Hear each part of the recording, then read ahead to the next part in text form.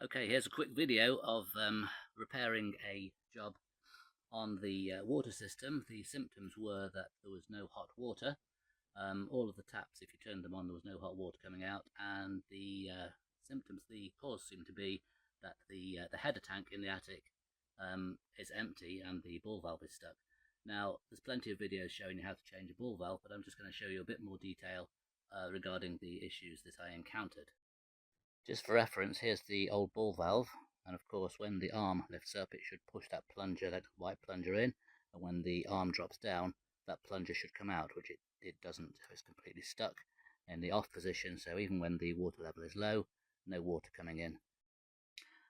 So here is the new ball valve fitted, and you can see that the tank is completely empty, the header tank is completely empty, but when the ball when the water level raises, the ball floats and it pushes that little white peg there in to close the valve. So valve down, ball down, water is coming in, the valve is open, or it should be now with the new one, and when the water level reaches the set limit, it pushes that in and closes the water supply off. Now, the interesting thing about this is that I see that the connection to the ball valve is not straight from a copper pipe, but it's via one of these service valves, they call them, isolation valve, service valve, which normally you see fitted to taps.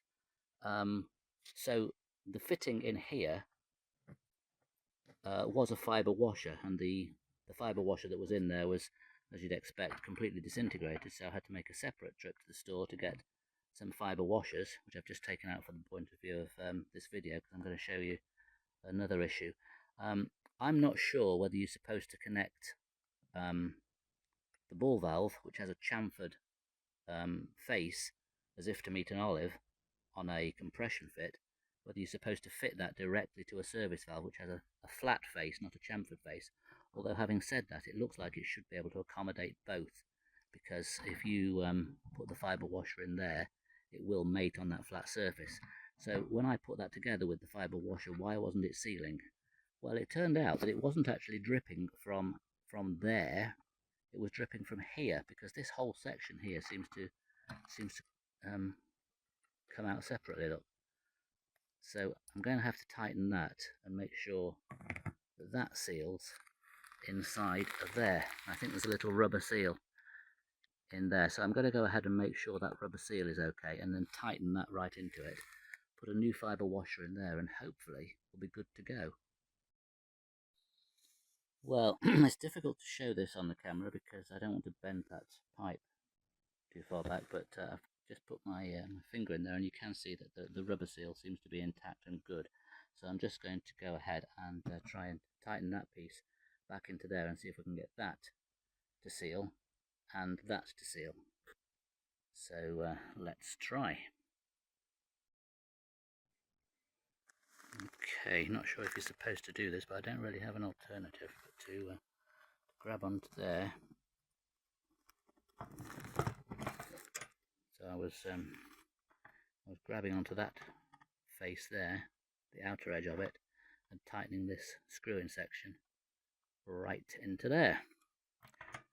That's not putting pressure on the actual mating face, it's the outer edge of that. So this is all an experiment. I don't really know what I'm doing, but we'll see when we turn the water back on. So I'm now going to put a fibre washer back into there and try and tighten that up without that rotating like it did before, and hopefully we won't have any leaks. So, nice new fibre washer on there, look. And then, even though that's a chamfered surface which looks like it should accommodate an olive, I'm going to push it up to this flat-faced service valve connector and screw this up. So we've got a rubber seal in there, and I'm going to turn this and tighten it up, and hopefully as I tighten this up, what happened before hopefully won't happen. In other words, what happened before was this piece here started unscrewing as I tightened that up. So let's continue. Okay, here we go.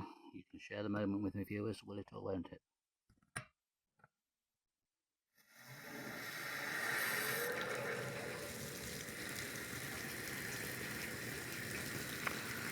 Ooh, that's better than before. I don't see any leaks at the moment, which is a good sign. That's looking very promising. But don't speak too soon, Neil, because you know what things are like with plumbing.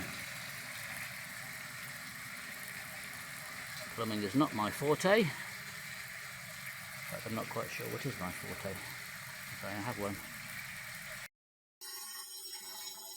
So we've got to make sure now, of course, that shuts off when it gets to a correct level.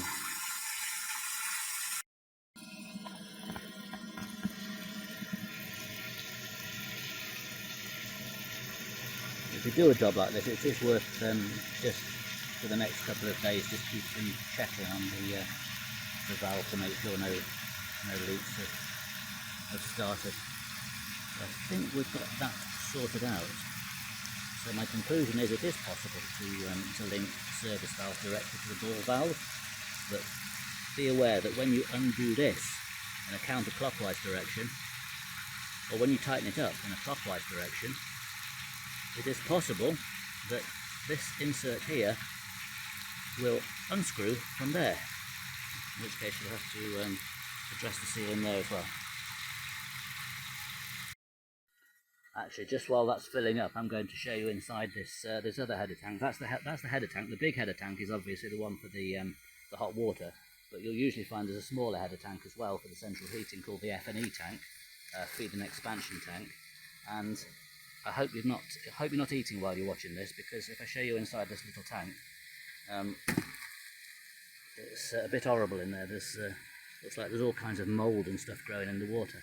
Now, the valve on this is suffering from the same problem, but I'm not going to do that right now because the water in here doesn't actually go out, it just goes around the central heating system, so as long as there's water in, we should be fine. But you can see that if I press that valve down, no water's coming in either, so at some stage I'll replace that valve as well. But that's for another day, another video. No, maybe we don't need another video because it'll be the same as this one. We'll get in there now. The ball is starting to float. Now I've just temporarily closed that isolation valve again because I want to set the level now. You can see that the level is up to here, and there's the overflow, so we don't want it anywhere near the overflow. I think that's quite a good level, but it wasn't shutting off yet. So I'm now going to adjust the position of the ball so that when it's in that position, the valve actually closes off. And to do that, I need to lower the ball a bit. So I'm going to go ahead and just lower that ball so that when the water level's in this position, it's already shutting off. Okay, so I've gone ahead and I've put that ball as low as it can go so that it's still not completely switching this valve off. So I'm going to put the water on again, and if it still is making the level too high, you can make some final adjustments by just taking that bar there, flexing your muscles and just bending it down a bit so that it shuts off that valve at an earlier point in time. Well, that water level did still seem to be a bit high, so I wasn't happy that it was too close to the overflow pipe. So I've actually taken the ball valve off temporarily, remembering to close the isolation valve before you do that, which is just held in by a small split pin. And I'm now going to go and see if I can eat a bit of spinach and see if I can bend that bar down a bit. Okay, so I did get a very slight curve in there, but didn't have enough spinach to make it more of a bend. So let's see if that's made it better. Quick tip, if you're trying to refit the split pin to put the arm back on when the water level is high, remove the float valve because it just unscrews. Otherwise you'll be trying to push the valve down, the ball down against the water at the same time as trying to put that pin in, which is not a good idea. So yes, that just unscrews. Put the split pin back in, open it up, put the valve back on, and see if the level is lower. Well, it won't be lower until I empty the water, but it should be shut off completely now. Okay, split pin back in. Just open up the ends of that split pin so it doesn't come out. Ball valve screwed back on.